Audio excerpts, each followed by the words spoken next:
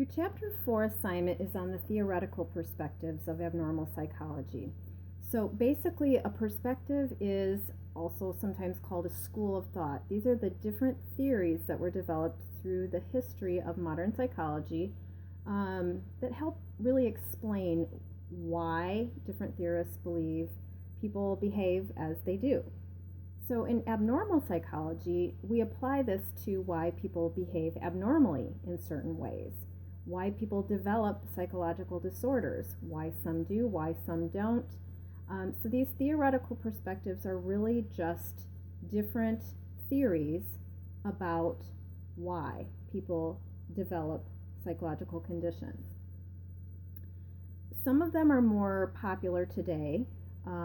We have the very well-known historical perspective, the psychodynamic perspective, which was developed by Sigmund Freud, and most people are familiar with his name if they're familiar with any name in psychology. Some more contemporary and popular perspectives, though, would be the behavioral, the cognitive, and the humanistic perspective, as well as the biological. So today, what's most often chosen is what's called a combined approach, or the biopsychosocial perspective.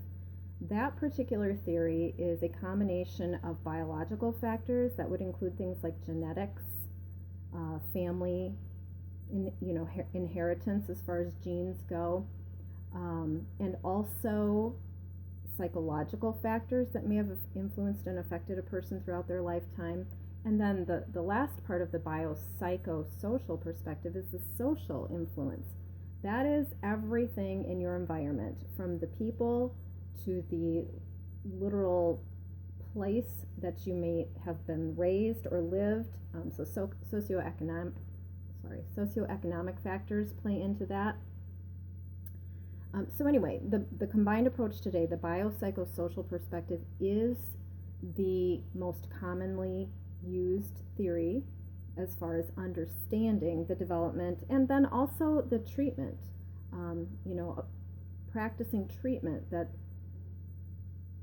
takes into account all of those perspectives, the biological, the psychological, and the social and cultural influences on human behavior. So your assignment for Chapter 4 will be a lot of it, hopefully, review from Intro to Psych, and what's not review, you'll be learning for the first time. It's very interesting, but it's a lot of information, so I hope that you can grasp these theories well enough to understand them for the rest of the chapters, which will be dealing with the specific psychological disorders, origins and treatment, etc. Thanks. You can always email me questions.